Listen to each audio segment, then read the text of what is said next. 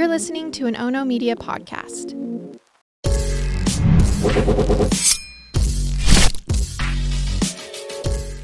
Good morning, and thanks for joining me for Rise in Crime, your morning caffeine hit all about crime.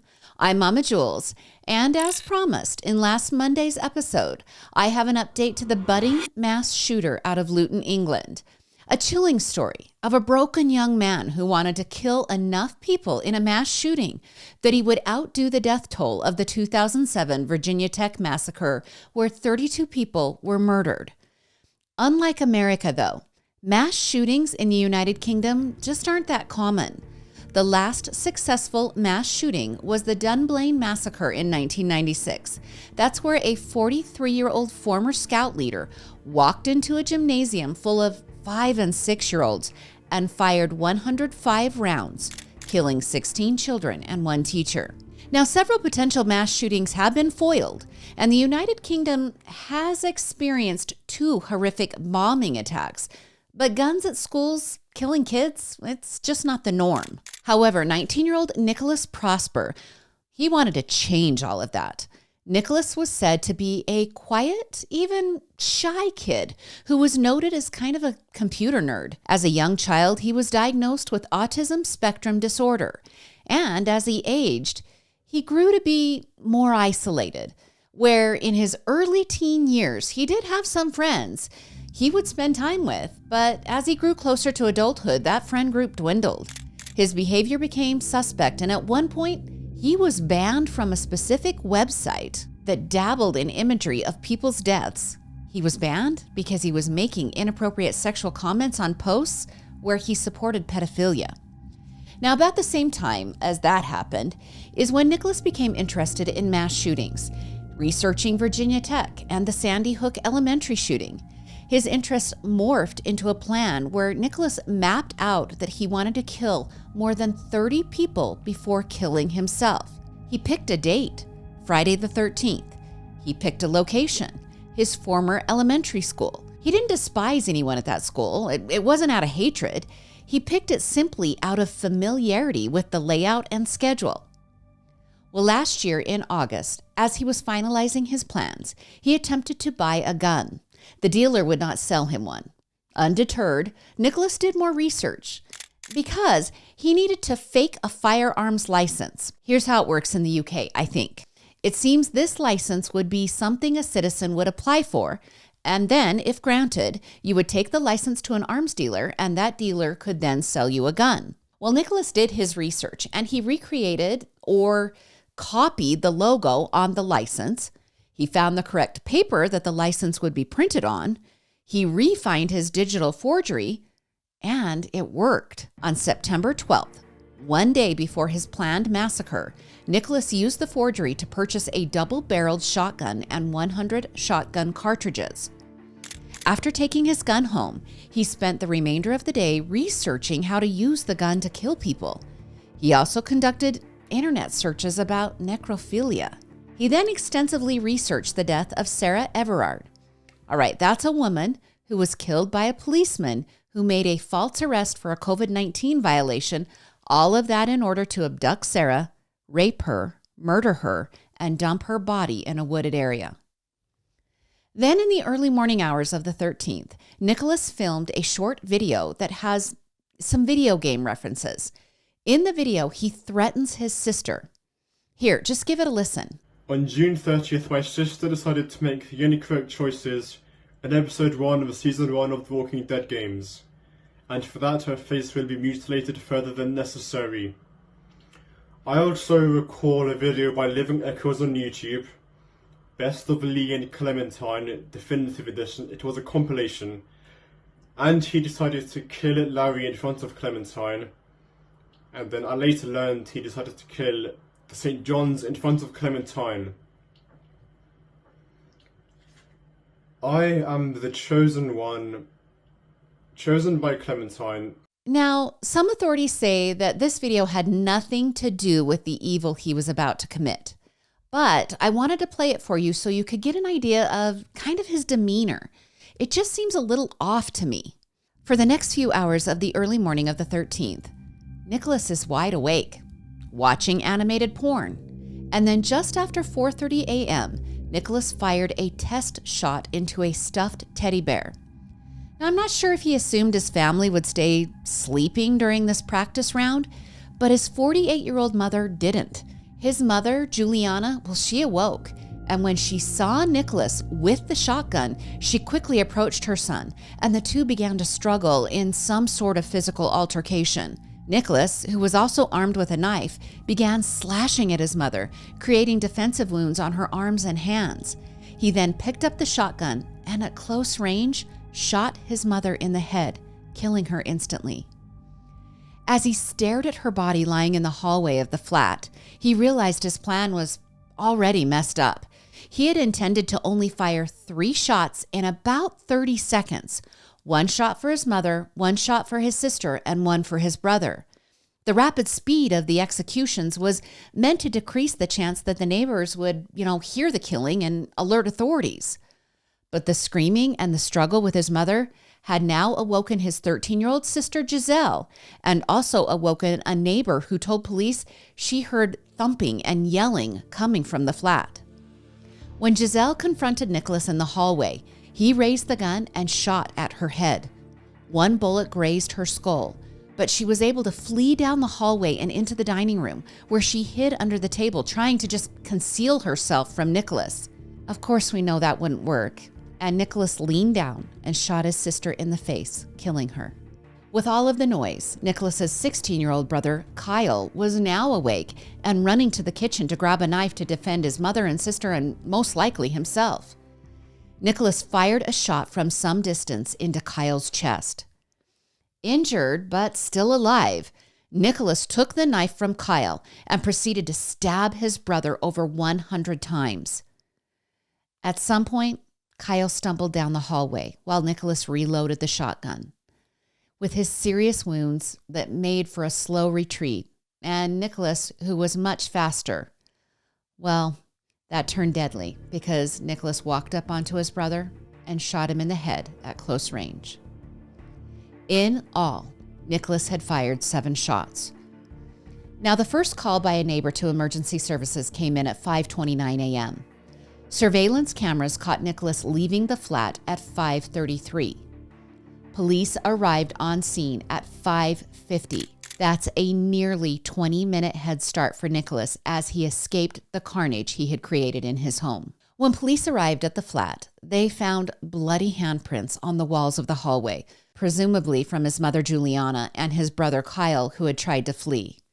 The bloody knives were also left at the scene, one from stabbing Kyle and one from stabbing Juliana. And in a sick twist, Nicholas had left a copy of the book, How to Kill Your Mother, on top of his mother's body. When Nicholas fled, he took just over 30 shotgun cartridges with him, as well as the shotgun. But everything is just off with his plan.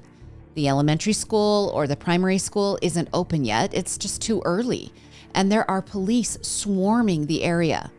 So Nicholas veered off course and hid for 2 hours in a wooded area. Now, I'm not sure what happened in those 2 hours with Nicholas's psyche, but he abandoned his 2 cell phones, he abandoned his shotgun, and just before 8 a.m., he walked out of the woods and flagged down a passing police car. The officers, who ironically had just left the nightmarish scene at Nicholas's home, arrested Nicholas, who still had blood on his face from killing his mother, brother, and sister. Now, during his arrest, he kept repeating the phrase, "It's not murder." At the time of his arrest, Nicholas was wearing a black and yellow, like a quasi costume. It was some sort of distinctive outfit he had concocted that he thought would bring him notoriety after he shot little kids and killed himself. Well, when Nicholas faced a judge to hear of his 3 charges of murder, his father, Ray, shouted to him from the gallery, "I still love you, son. It's not your fault, okay?" Now, can I just say that UK cases that I have covered, that you guys do it quick across the pond. Speedy trial means speedy trial, because these murders happened in September on the 13th, and Nicholas was supposed to go to trial in December of last year. That's just a 3-month turnaround. Now, his trial, however, was delayed until last month in March, And faced with that looming experience, Nicholas chose to plead guilty just days before the trial start date. Nicholas continued to write about his mass death plan while he was jailed, following the murders, but before his sentencing. In those writings, he detailed maps of the school and which classroom he would have entered first. Scrawled next to the drawing were the words, "Kill all." He also wrote the following about the massacre. Quote, "The only known phone call to police that day was made by the bitch at the door as a result of my bitch mother waking them up and it being turned into a long struggle. My plan wasn't stupid. I was effing right. My mother is a stupid effing cow." And of course, I cleaned that up a little bit. At the sentencing last month, DCI Sam Khanna of the Bedfordshire Police said he had never encountered anyone capable of such horrific acts throughout his entire career. He said the following, "I've been utterly shocked and appalled by the actions and plans of the offender in this case. I am pleased that this truly evil individual will serve a significant portion of his life behind bars." When the judge handed down the sentence of 49 years to life for Nicholas, she told Nicholas that his autism wasn't an excuse for his evil. She said the following, "It is important to note that your ASD does not correlate to an increased risk of violence, nor did ASD, in this case, impair your ability to understand the nature of your conduct, exercise self-control, or form rational judgments when you decided to commit violent crimes." Now, the judge went on to pay tribute to Juliana, Kyle, and Giselle, saying their deaths are almost certain to have saved the lives of many children. She said the community owed the three victims gratitude and that their memories should be honored. Her words were echoed by Ray. Okay, remember that's Nicholas's father. He admitted that he could now see that the deaths of Juliana, Kyle, and Giselle had much more meaning and importance to the welfare of the community. He then said he wanted everyone to remember how loving Juliana was to her family and how kind and funny Kyle could be and how exceptional Giselle was in her day-to-day life. Now, this whole story left me with some questions. Were there signs? It seems the answer is yes, and that Juliana was trying to get Nicholas help. Juliana had split from Ray and was, it seems, the primary influence in Nicholas's life. A neighbor said that Nicholas would frequently argue with his mother and that he blamed his mother for his father leaving the family. Neighbors could hear the shouting matches, and it has been reported that the police had visited the family home prior to the night of the massacre. Juliana had tried to get Nicholas into counseling, but he refused to go. And remember, during the year of the planning of the massacre, Nicholas was an adult. Pictures were also uncovered of Nicholas pretending to fire fake guns at his family. He also made internet searches like, "Do you die if you're shot in the neck?" and "Does sex with a corpse feel good?"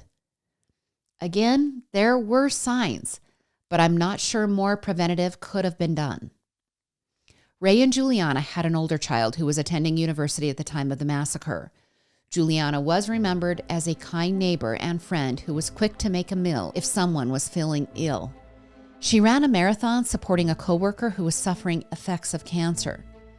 And Kyle enjoyed boxing and football, which I'm guessing is soccer for us Americans, and Giselle loved to dance. I would love to hear what you think of the sentence that will allow Nicholas to walk free from prison at the age of 68 years old. Is that enough for 3 murders? And not just 3 murders, but a planned killing of 30 more young children at an elementary school? Let me know what you think.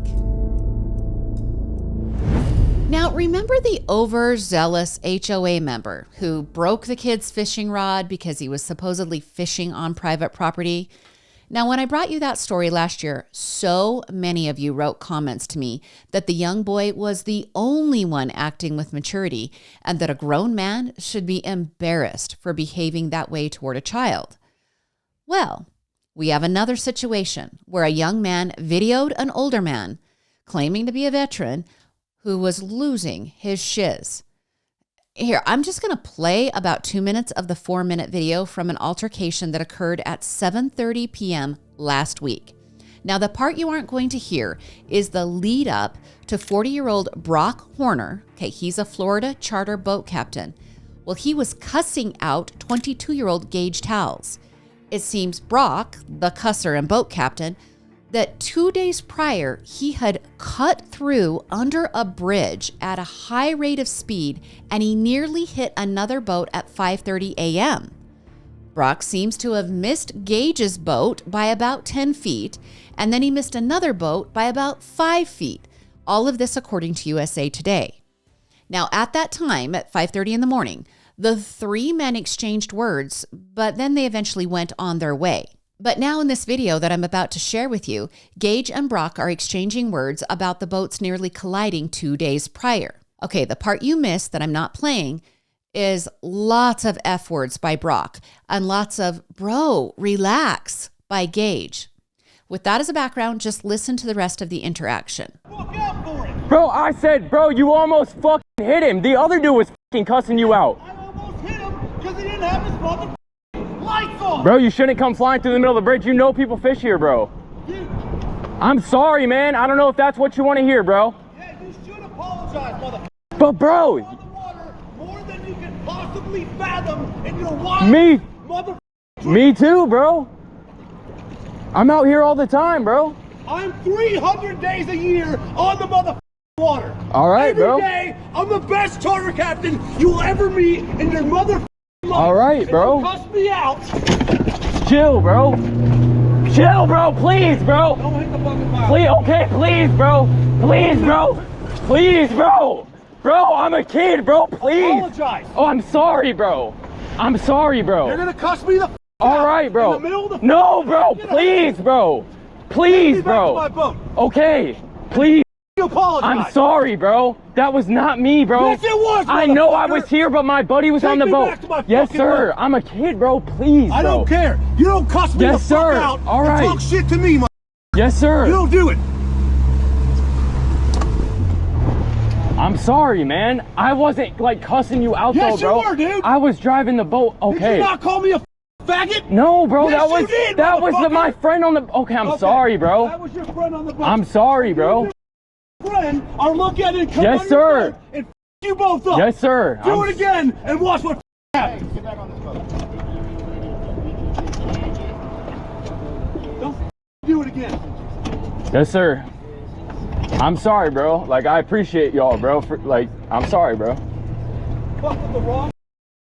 Bro, yes, sir.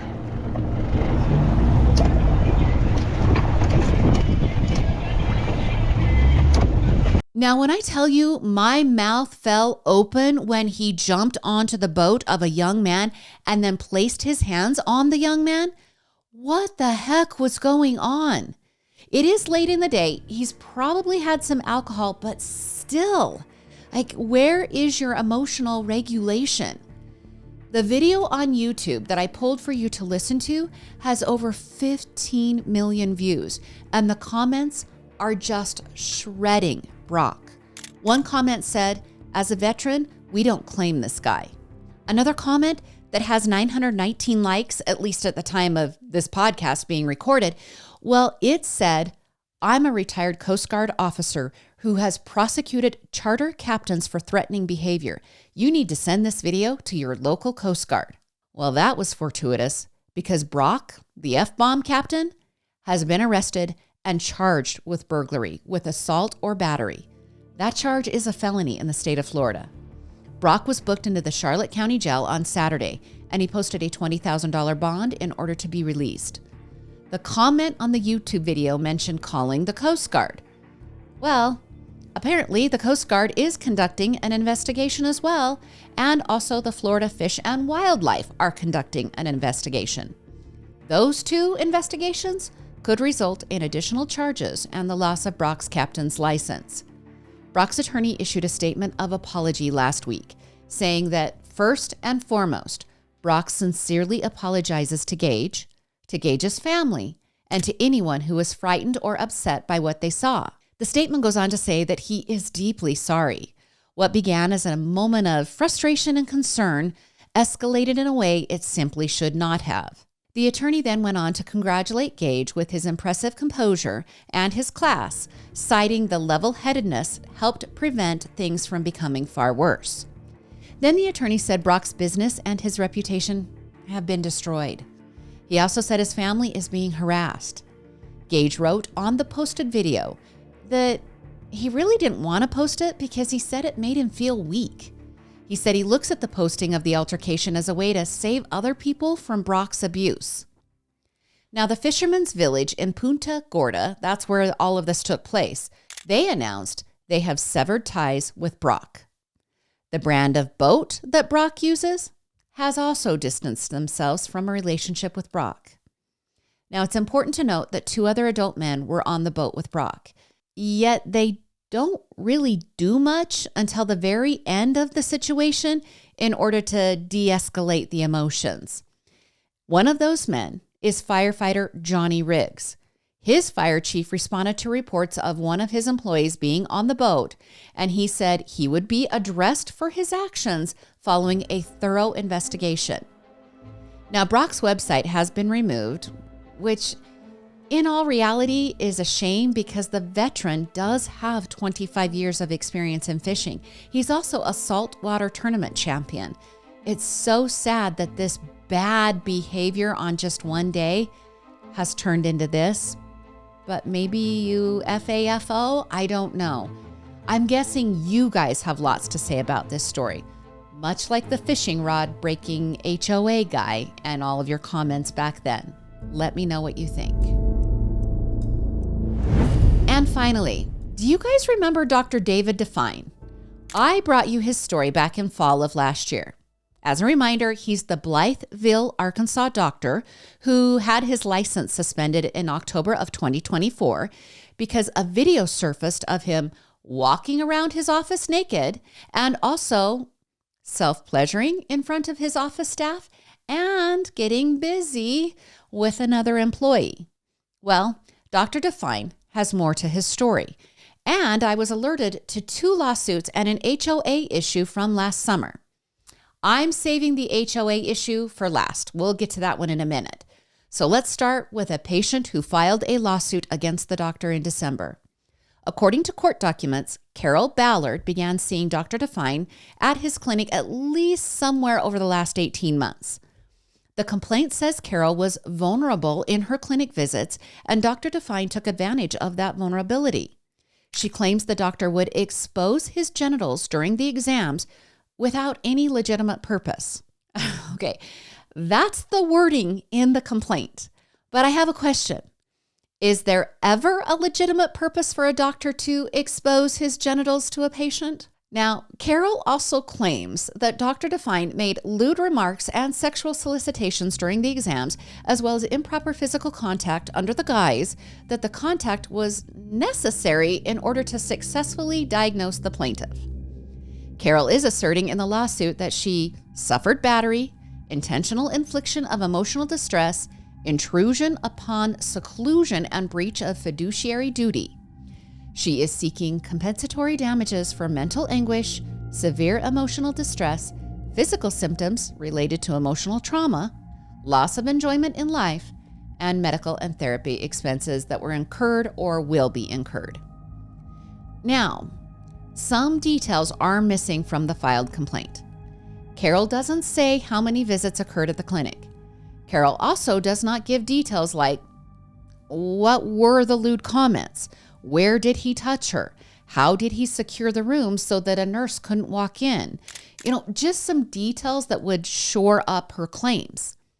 The Arkansas Times is reporting that Carol's attorney is fairly new out of law school, so maybe the lack of details is just inexperience in filing this kind of a claim. Her filing can be amended, so that might be the next step for Carol. All right, so we've got suspension of Dr. David Define's license, the nude videos and photos shared widely on the internet, the claims by Carol in her lawsuit, and now this. A former nurse practitioner is suing the good doctor for failing to pay her the wages she says she deserves. Rachel Chandler, she's a nurse practitioner who worked with Dr. Define, she filed a complaint just a couple of weeks ago that states she was hired by Dr. Define in January of 2020. She says, as part of their contract, he promised to pay her 40% of the total revenue collected, or a base pay of $85,000 with a bonus on each paycheck of 25%. Now, according to the lawsuit, Rachel decided to terminate her contract back in October when the video evidence of Dr. Define walking around naked and performing sex acts on an employee surfaced, which led to the suspension of his license. Here's the problem. People and insurances don't pay on day of service. The fees are collected. Sometimes it's 30 days or 60 days or 90 days later. So Rachel said she deserves to be paid on fees collected for services she was involved in. She left in October, and by January, she was looking for those payments because it had been an appropriate amount of time. Rachel contacted the office manager, and the office manager said she would, quote, slip Rachel a check after the termination date, but that would be all, just one check. According to court documents, Rachel received a bi-weekly collection report for January 23rd, showing collections of $14,034.62. Rachel states in the suit that that amount was much lower than a typical 2-week period. Rachel then received a follow-up report that showed over $150,000 had not been submitted to insurance, meaning Rachel feels like the staff was instructed to purposely withhold submissions so that Rachel's percentage would not be paid on a typical collected amount. Rachel says her requests for payment have been ignored, and she is now claiming Dr. Define is in breach of contract. The suit is seeking unpaid wages, pre- and post-judgment interest, and attorney's fees. Best of luck with your lawsuit, Rachel. Now, are you ready for the HOA fiasco involving Dr. Define? And I'm not sure we're ready, but here we go, and be prepared for some words that might not be so comfortable for you. According to the publication Jonesboro Right Now, back in May of last year, so this is prior to all the other stuff, prior to the suspension, prior to the 2 lawsuits, Dr. Define had a run-in with the HOA. According to David Define, he received a text from his HOA concerning a bush that was planted at the front of his property.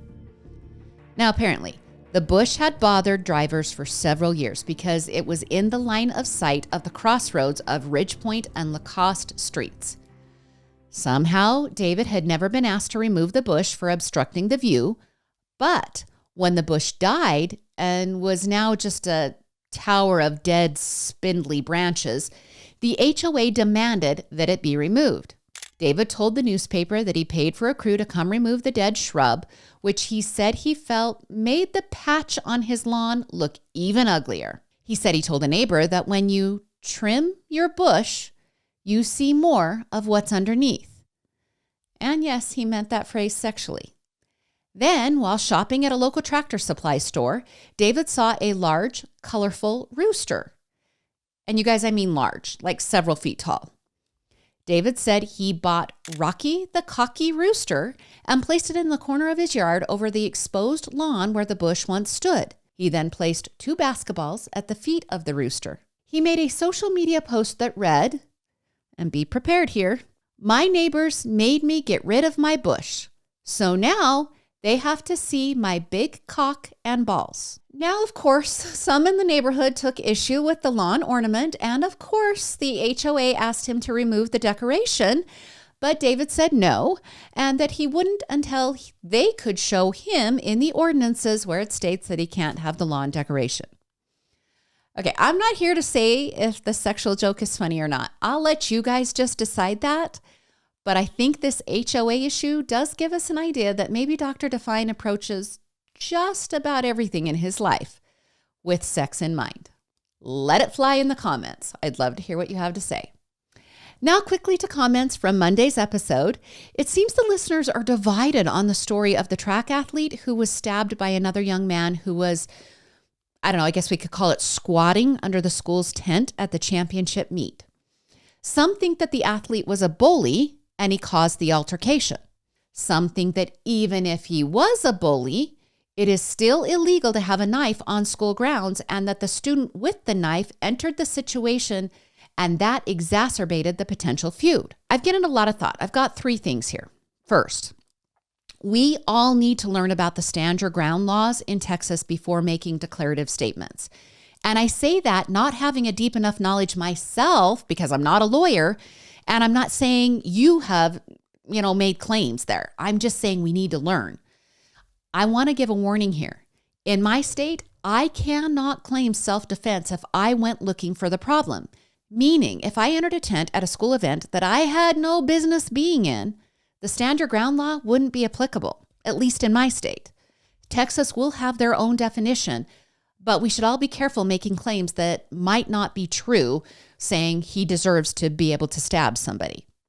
Second, the internet is exploding with wild rumors, both for and against each boy. You can find everything on each kid, some in support, some against. Again, we all need to be careful with what we hear and share. Third, the young man who's been accused of first-degree murder, well, a donation account for him has now reached over $200,000, and it's climbing. That signifies to me that the emotions surrounding this case are high.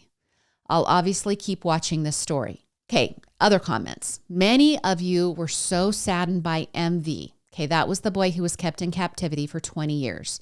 I'm just going to say, collectively, our hearts are breaking for MV. And now to Miss Shabusiness. A couple of you mentioned that you wouldn't be her attorney. Like, you wouldn't take the assignment. And I agree, that's a tough assignment. That got me thinking, what about the people she comes across in prison who don't have a choice but to be near her? What if you were her cellmate, or you had to be in the yard with her or in the common areas with her? I feel for those people. All right, that's your Thursday episode of Rise and Crime. Thank you so much. Please share this episode with a friend if you love it and you want to help this podcast grow. It really is a great way for us to share the experience. And thank you. I have a couple of other cases that I'm following that you guys have kind of directed me towards. So thank you. I will keep sharing the cases that you want to talk about. We love 5-star reviews and positive comments here. And please go ahead and like and follow us on all of our social media accounts and YouTube accounts at Oh No Media. That's Murder with My Husband, Into the Dark, and of course, Rise and Crime. Join me again on Monday for more morning crime news. I'm Mama Jules, and keep safe out there.